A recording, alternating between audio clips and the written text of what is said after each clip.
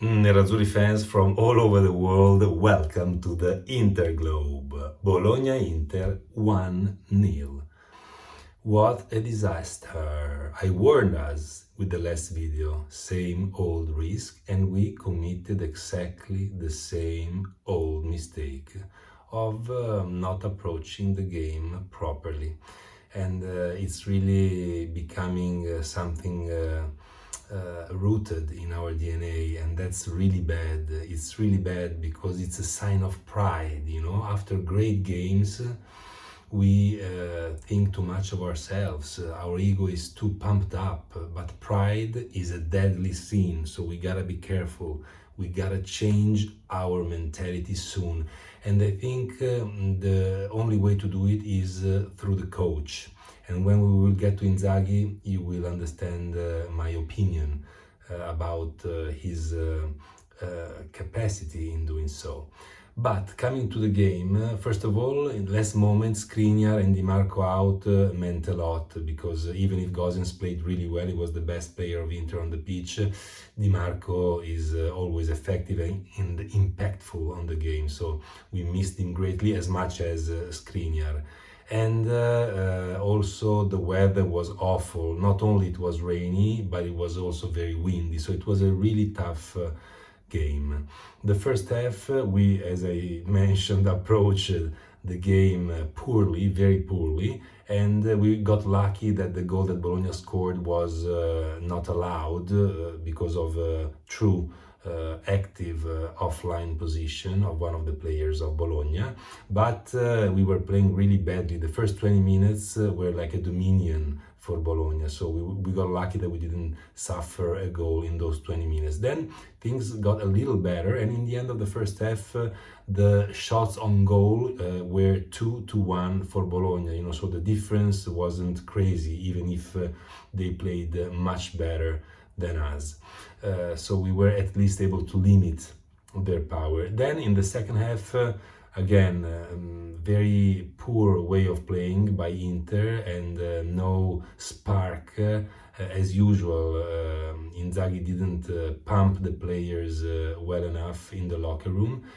So we didn't play well at all. We never got the feeling that we could win this game. And then we suffered that goal in which there was a chain of mistakes, basically. D'Ambrosio, Barella, and probably even Acerbi were guilty on this play. And, you know, in the end, losing or tying doesn't change much. The problem is that we don't approach these games properly. And as I said, it's now becoming one of our main traits. Going to the players, Onana, 6. He was, of course, disturbed by Bologna's player on the first goal that wasn't conceded, that wasn't allowed. But then he made a good save, and honestly, on the goal, he couldn't have done much. So it's a 6 for Onana. Darmian, 6-. He played well defensively. And again, he played as a third on the right, and I applaud him for his versatility as usual. But offensively, I was expecting a bit more, because he got us used to a lot of nice plays and crosses, but this time he didn't do as much. De Vrij, 5. On the goal that was not allowed, he was too distant from the player who shot. He also committed a very stupid fall in the very just outside of the penalty area that could have been a big danger for us. And so all in all, it's a 5. He didn't even finish the game because Inzaghi substituted him. Bastoni, 5.5. I would say that he was also absent in that area of the pitch when we suffered the goal, and in general he played well defensively but not so well offensively this time. He didn't make any of those fruitful plays that he usually makes, especially when he plays in tandem with Di Marco. So Bastoni, 5.5. A-Train Dumfries, 5. A disaster, you know. Never something intelligent comes out of those feet. Never something intelligent. It's only power, it's only physical power, but it's not enough. So I don't know how people can value Dumfries as much as 60 million euros, but if somebody offers that kind of money, I would think twice before not giving him away. Then we have Mkhitaryan, 5.5. He's just tired. He shot on goal a couple of times, but not with any precision. And even the passes start to become not good enough because he's just simply tired. He's playing every game, so it's a 5.5. Brozovic, 5. Sometimes he gives the impression that he's back completely mentally and physically. Sometimes, like today, he's out of the game completely. So I also start to worry a little bit about him because we are in the most important part of the season and we can't have those ups and downs. Çalhanoğlu, 5+, not like always, I have to say. A bad mistake in the beginning of the second half on the assist that was made by Gosens, and he should have shot better there, and he didn't have the usual impact on the game, so it's a 5+.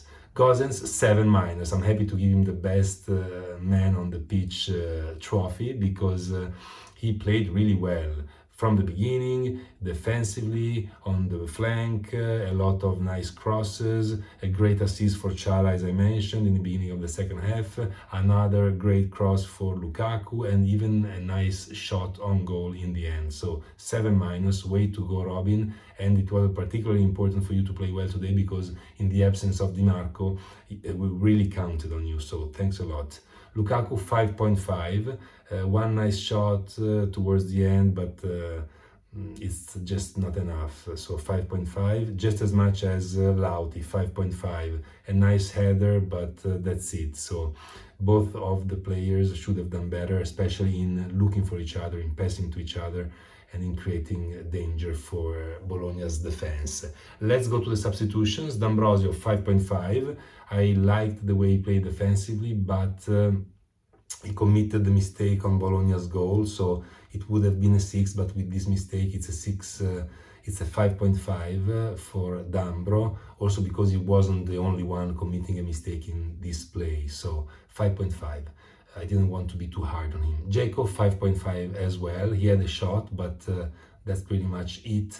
Acerbi, 5.5. It would have been a 6, but for the positioning on the goal, it's a 5.5. Carboni played too little to get a vote. Inzaghi, 4. Now, this 4 is because of the approach of the team that the team had to the game, and because of some considerations about the 4 main pillars of a coach's ability, which are of a team's ability, which are technical, tactical, physical, and mental. So technically, I have to say that in general, I'm just talking generally about Inzaghi. Technically, you haven't seen many players growing under his supervision. It happens with other coaches, but not with him. It happens with coaches, for example, this year's Spalletti, but with Inzaghi it doesn't happen as much. So I hope that he can change this, because we have some young players like Aslani, like Bellanova, like Carbone himself, who need this support. So technically, he doesn't make players grow as much. Tactically, he's good, but as all Italian coaches, he's very stiff. I always talk about this piece of data that in the main leagues of Europe, the 5 main ones, Bundesliga, Premier League, League One, and La Liga, and of course Serie A, in these championships, coaches change formations, like from 4-3-3 to 4-2-1 during the game, 4-3-1 during the game, or I don't know, 3-5-2, whatever, but they change an average of 2.7 times per game. In Italy, they change 1.8 times.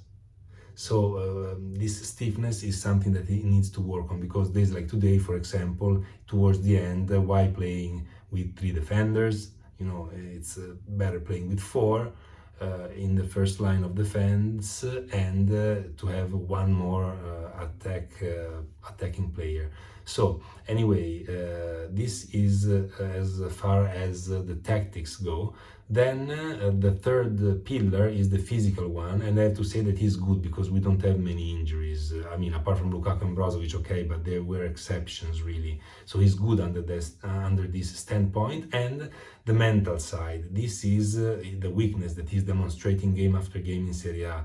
So it's the team plays well when you don't basically have to build motivations, because the game is a top game with a top team. But when you play with half-level or low-level teams, he's not capable of really giving the motivation that he should. What Curva Nord said in their article is right, and it was just the wrong time to bring it up, but it's proving to be right, so he needs to work on that. That's why all in all, I think that he's a good coach, but not yet a great one. And for today's game, he deserves a 4, because the team really didn't perform up to the standards that we all expect and deserve as fans. That's it for today's video. If you enjoyed it, please punch the like button, leave a comment and subscribe. That's very important for me. Thanks for watching, and as always, Forza Magica Inter. Ciao!